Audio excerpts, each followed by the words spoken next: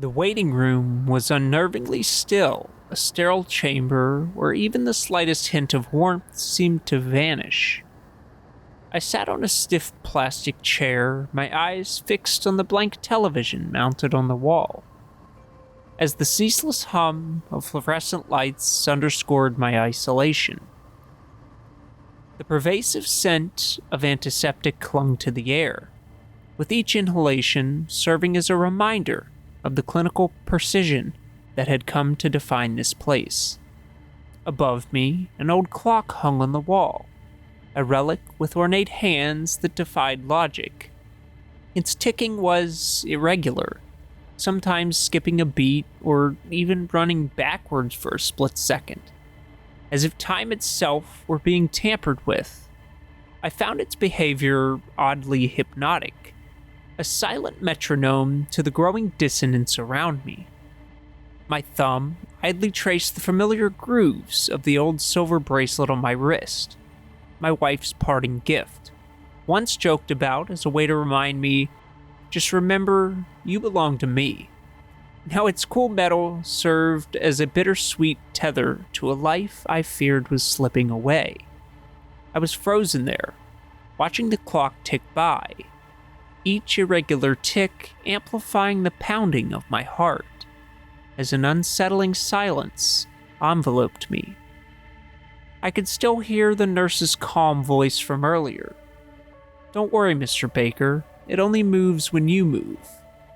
But as I stared at the operating room door, something felt seriously off. The unusual hum of chatter was gone. I looked around and realized the nurse and everyone else had just vanished. The whole hospital felt empty, like I was the only soul left. I leaned forward and mumbled, "Who's there?" But my words were swallowed by a creeping silence, the erratic flicker of lights, and a strange pressure building in my head. That's when I noticed it, a rippling distortion at the edge of my vision, as if reality itself were torn open. There, lounging in the periphery, was a creature that defied explanation, an interdimensional presence whose form shimmered between hues and shadows, shifting in a way that made it seem neither entirely here nor there. Its unblinking gaze locked onto me, silent and menacing, daring me to make a move. For a long, heart-stopping moment, I stood paralyzed, caught in that creature's overwhelming stare. It moved slowly at first, almost languidly, its form undulating with an otherworldly fluidity, as if it were suspended between dimensions. Every second of that standoff made me feel as though my very soul were being measured against some ancient, incomprehensible standard. I knew instinctively that any moment might provoke it, a silent challenge laid out before me. Its eyes, cold and unyielding, seemed to command stillness, forcing me into an agonizing stalemate. Remain frozen and face an eternal confrontation, or risk moving and unleash its wrath. The tension became unbearable, my heart hammered in my ears, and driven by a desperate need to escape, I forced myself to move. With trembling legs, I inched towards an open door, a dim corridor, each step a gamble against the creature's silent threat. Behind me, the clock's hands jerked unpredictably, a visual echo of my every faltering step. In that instant, the interdimensional being sprang into action. Its form shifted abruptly, darting after me with a speed that defied logic. A predatory sprint that blurred the boundaries of space and time. I caught only the eerie sound of its movement, as if it were tearing through the very fabric of reality. No longer a distant menace, it was right on my heels, its intense gaze burning into my back. I raced down those narrow halls, my footsteps echoing my mounting terror. Then, in a narrow stretch of corridor, as I desperately tried to outpace it, I tripped. In that split second, I felt its cold, otherworldly touch, a searing slash of pain along my forearm. The wound burned through my nerves with such intensity that my vision narrowed and the agony became unbearable. My legs buckled under the onslaught, and the overwhelming pain sent me spiraling into darkness. When I came to, harsh fluorescent lights stabbed my eyes. I was in a hospital bed, machines beeping in a sterile room that felt all too convincing. My thoughts raced, trying to stitch together the fragmented chaos of the chase, the excruciating pain of the wound, and that oppressive, silent corridor. Above the bed, the same erratic clock now loomed, its maddening dance of contorted hands, constant reminder that time was no longer trustworthy. A gentle knock on the door pulled me from my disoriented reverie.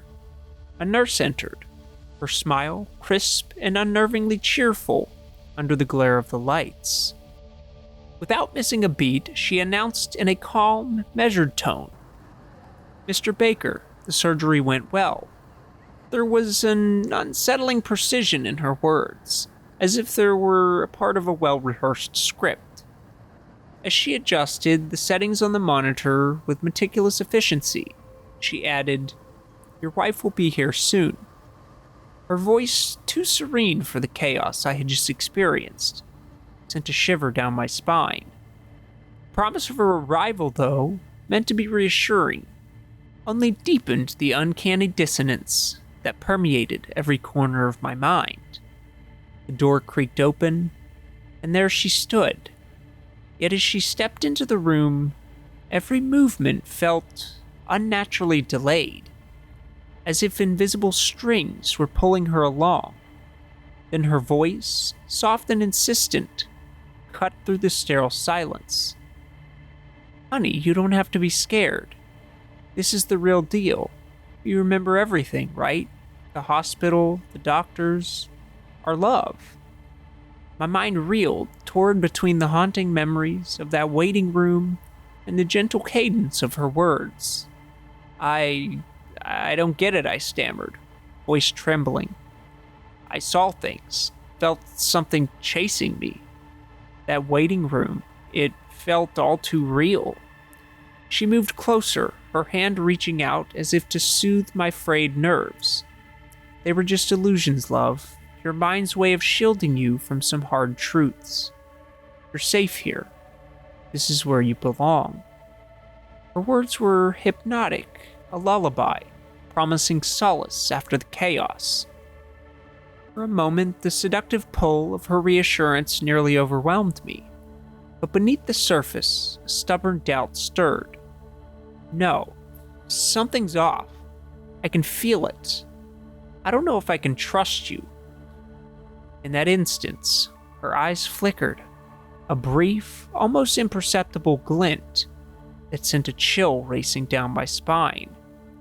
She stepped even closer, her smile widening in a manner that felt both inviting and menacing. "You're overthinking it, love. Let me help you. Just let go of your fears and accept this."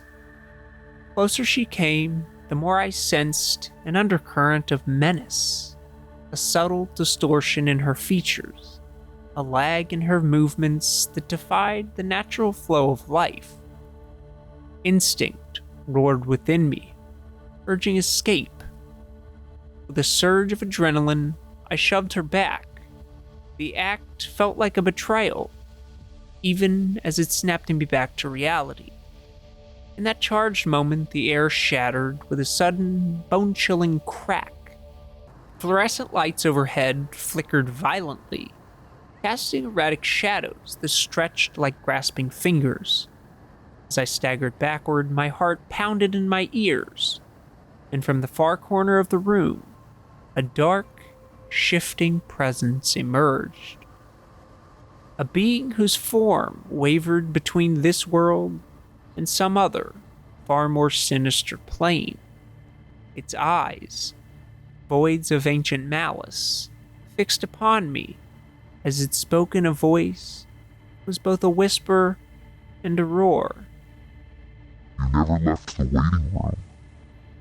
The walls convulsed as the sterile confines dissolved into a nightmare of swirling shadows and fractured time. I stood frozen, caught between the remnants of a reality I once knew and a terror that refused to relent. In that final, shattering moment, as the boundaries of my world crumbled into darkness, I realized that I had been waiting for myself in that waiting room all along. Even before the chase and the chaos began, trapped in an endless cycle, here I am once again, sitting in that same cold waiting room.